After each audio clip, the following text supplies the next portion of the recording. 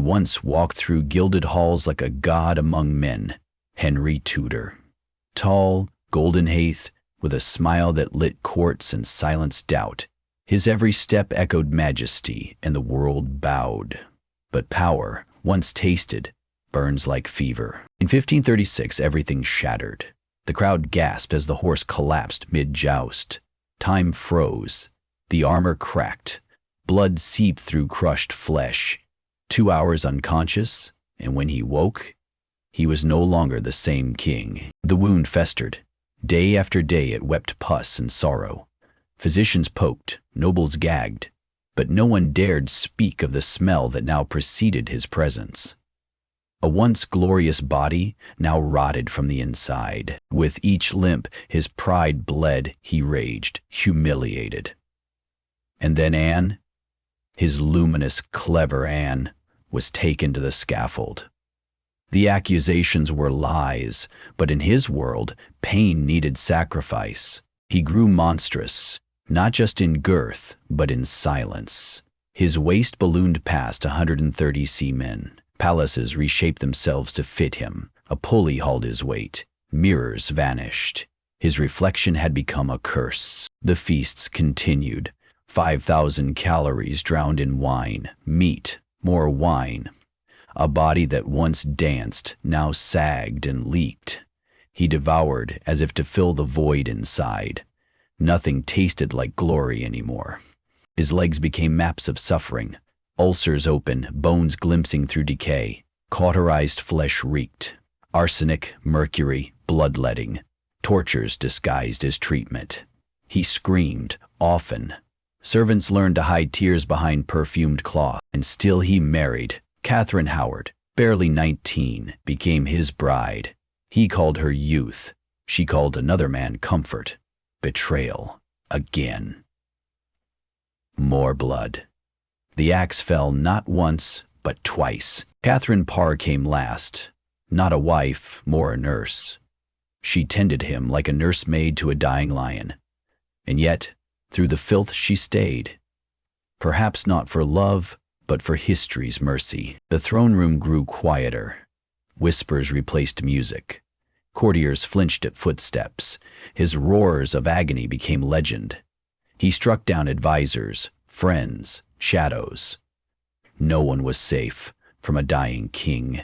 Convinced that death wore familiar faces, the king no longer walked. He was dragged, heaved, lifted like a burden. His legs no longer supported him. They betrayed him. The royal body had become a prison of flesh and pus. At night, he groaned in half-sleep, muttering names, lost between fever and fear. Jane, Anne, Thomas, God. He spoke to the ceiling as if it might answer. No one dared wake him when the demons came. The scent of rot grew heavier. Even 3 rooms away, courtiers inhaled decay. Handkerchiefs soaked in lavender and fear were pressed to trembling noses. Silence replaced small talk. The king was coming. He demanded loyalty, but what he really wanted was obedience wrapped in love. No one could give him both. His children feared him. His court faked devotion. His wives, those who survived, had scars no crown could cover. Doctors whispered behind closed doors. The ulcers, the fevers, the hallucinations. They knew what it meant, but none could say it aloud. In Tudor England, predicting the king's death was treason, and so they lied. His Majesty is strong. His appetite is returning. He smiled this morning. They painted hope in words while the man himself melted inside his skin. He trusted no one. Every dish was tasted, every fork inspected. The kitchens were a military operation. Poison was his obsession, betrayal his expectation. The king had become his own prisoner. One by one, those closest to him vanished, executed, exiled, forgotten. Henry Howard, the Earl of Surrey, blood of nobility, beheaded just days before Henry himself collapsed. No crime, only proximity. Winter came. Cold wind rattled palace windows, but sweat soaked the king's sheets. Septic fever burned from inside. He could no longer speak, only moan. His body, bloated and broken, began to surrender. On January 27, 1547, they brought Archbishop Cranmer. Henry's lips couldn't move, but his hand gripped tightly when asked if he died in faith. That squeeze, firm, defiant, was his final act as king. In the early hours of January 28th, the great lion exhaled for the last time. No trumpet sounded, no cheers, just the rasping breath of a man who once ruled with thunder, now fading into silence. The body did not rest. It ballooned. It leaked.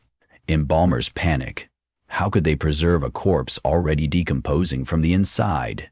They stuffed it with herbs, but no perfume masked death that loud. A special coffin was built, wider, deeper, reinforced, but it wasn't enough. In the quiet of Canon's Abbey, the sealed box began to bleed.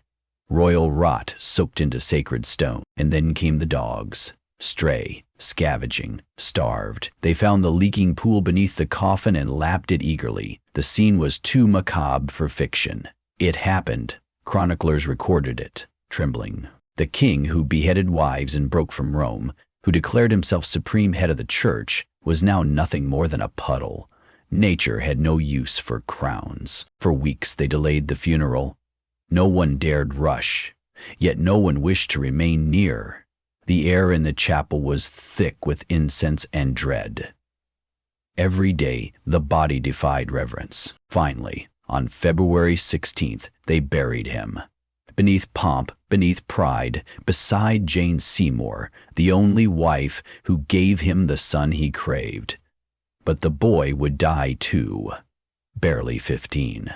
His grand plan, an unbroken male line, died with Edward.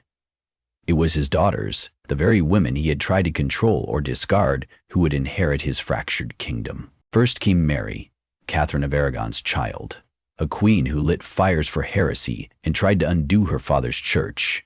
Then Elizabeth, Anne Boleyn's legacy, who built an empire in his shadow, and so his true heir was not the fragile boy, but the girl born of scandal and blood, the girl whose mother he killed. The irony? His greatness lived on through the woman he once tried to erase. Historians would later write of his reign with reverence, but in hushed tones they spoke of his final years. The grotesque transformation from Renaissance prince to a beast of bloated rage haunted them. He had started as the promise of a golden age, a scholar, a musician, a sportsman, but the crown weighed heavier with each betrayal, each obsession, each inch of infected flesh. Behind velvet curtains, he became a myth of decay. Servants passed down stories like legends, how his screams pierced the night, how his wounds oozed onto sheets, how his shadow sickened rooms. In his final days, he no longer asked for prayers.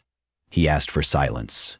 Not peace, he had never known that, but quiet, as if the noise of the world offended the last threads of his sanity. Sometimes, when his mind returned, he wept, not for the wives he lost, not for the friends he killed, but for his youth, the mirror image of the man he once was. He ordered paintings to be burned, those that showed him young, proud, virile. He could not bear the lies they told. In their place, he left behind a truth carved in suffering. When death finally came, no one celebrated. They breathed relief. His rule had become a long exhale of dread. The man who once held nations hostage now released them in his silence.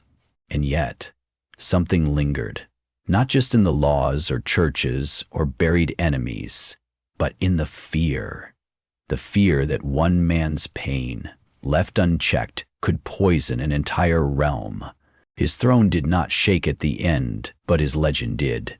Beneath every portrait of grandeur lies a body of rot. Beneath every title, a man terrified of being forgotten. And perhaps that was Henry's deepest fear, that beyond the power, beyond the glory, beyond the blood, he would be remembered not as a ruler, but as a ruin. The scent of him lingered for months. It clung to tapestries, soaked into stone, and haunted the rooms he once ruled. Even in death, Henry VIII could not be ignored. Some whispered he was cursed, Others said he had cursed himself. A king who murdered love, defied faith, and played God would not be welcomed gently by the grave. His physicians vanished from records. Their treatments, once praised, were quietly discredited. Mercury, arsenic, hot irons. They had not healed a king. They had helped dismantle him, layer by rotting layer. In court, his name was still spoken, always with caution. Elizabeth years later would evoke her father's memory as both shield and shadow. To be his daughter was to inherit fear and fire. Those who served him aged too quickly, their eyes forever altered. They had seen a god bleed. They had watched majesty scream for mercy and soil his own bed.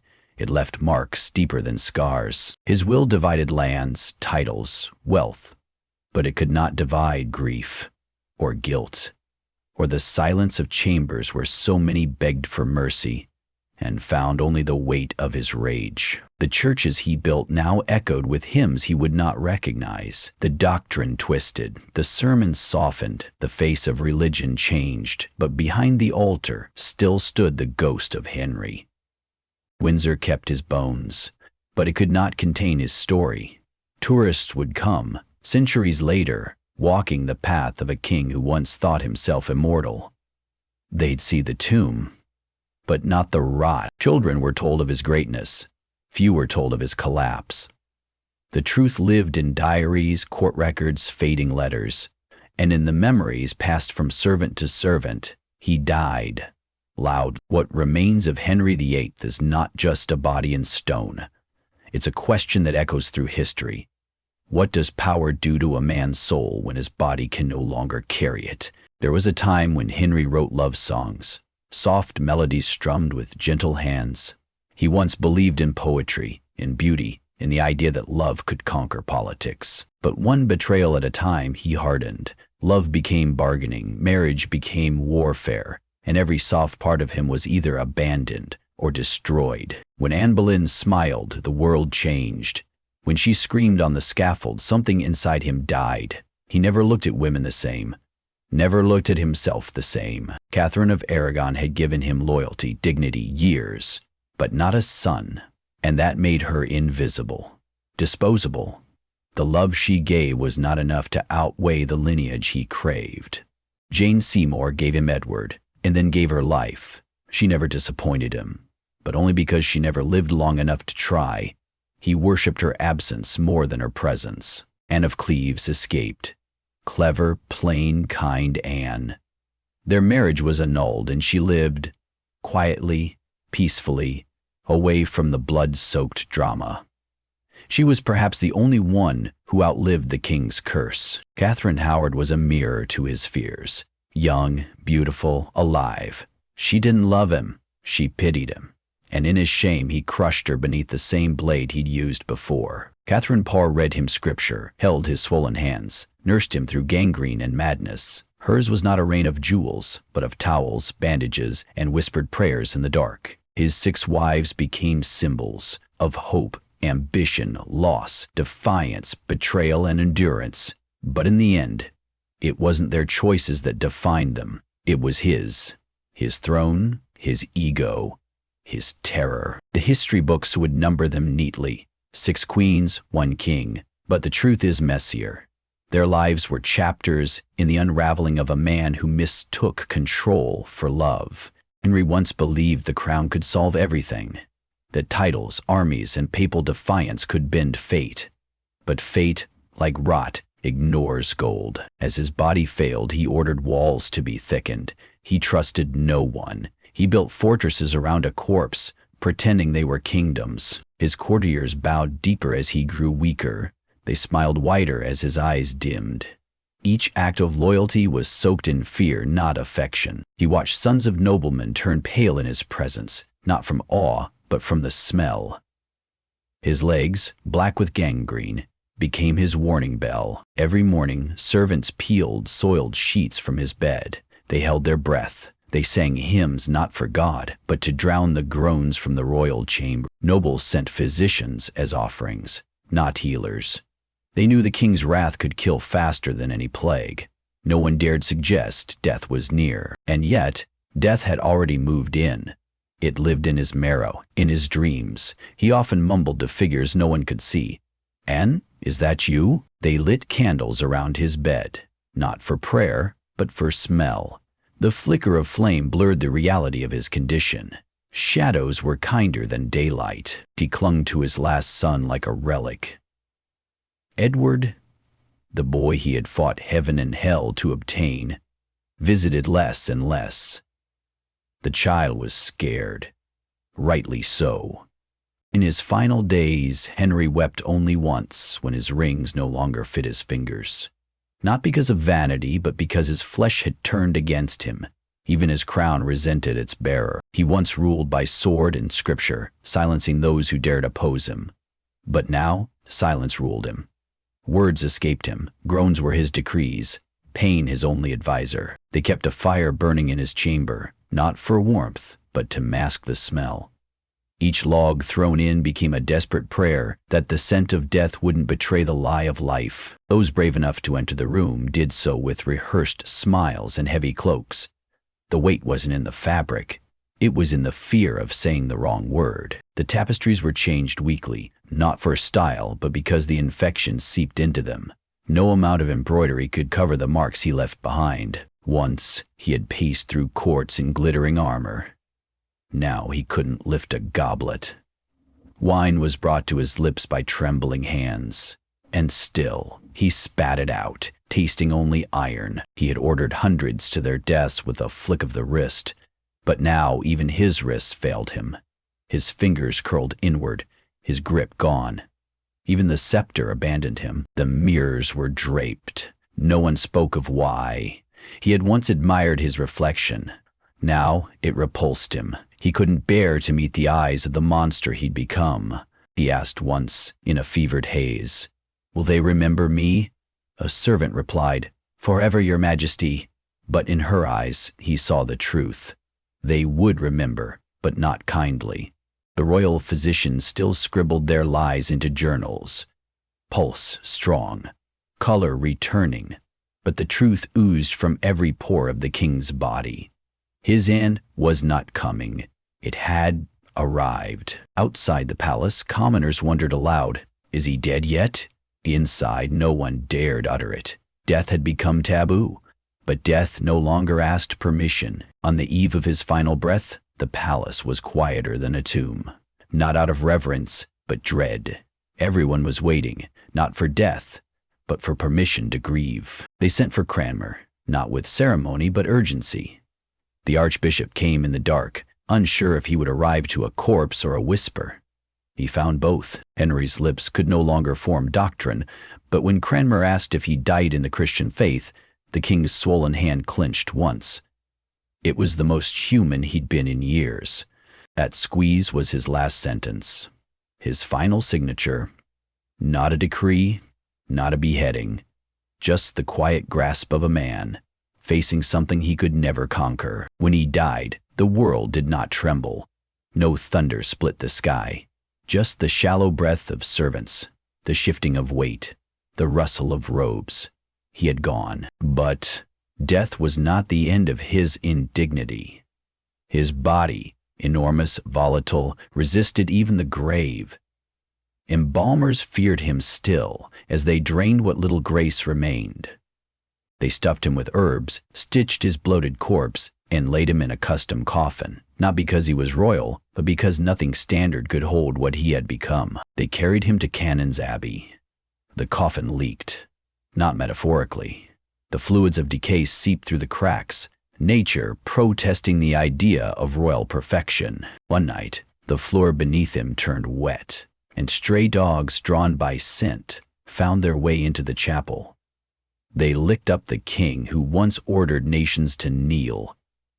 The guards who witnessed it said nothing. What could they say? The divine monarch had become feasts for mongrels. His legacy was being devoured by silence and shame. The news of his death was not announced with joy nor sorrow. It was spoken in whispers, echoed through corridors like a secret finally released from clenched jaws. The official mourning began, but few mourned. The court performed grief like theater. Black robes, bowed heads, rehearsed tears. But inside, Minnie felt only relief. It took nearly 3 weeks before they buried him. Every delay caused more decay. Perfumed oils and prayers could not stop time. Henry was rotting beneath his own crown. When the day came, the procession was grand. Trumpets, silk banners, velvet drapes. They buried the legend, not the man. The man had already been lost piece by infected piece. He was laid to rest beside Jane Seymour, the only wife who gave him what he always wanted. But the son they created would follow him to the grave only 6 years later. The dynasty he bled for, lied for, killed for, crumbled. Edward died, Mary reversed him. Elizabeth rebuilt him. But none of them lived as he did, or died as he did. His death became parable. A man who rewrote God's law, only to be betrayed by his own biology. He thought himself eternal. His body reminded the world otherwise. He defied the Pope, split a nation, crowned himself supreme. But at the end, he could not even lift his own hand. His empire collapsed into a gasp, and yet he is remembered. Not just as tyrant, or reformer, or husband of 6 queens, but as a warning. That unchecked power always rots. From the legs up. So ends the tale of Henry VIII, a prince who once glowed like the sun and died as a shadow. Not with glory, but with gangrene. Not with love, but alone.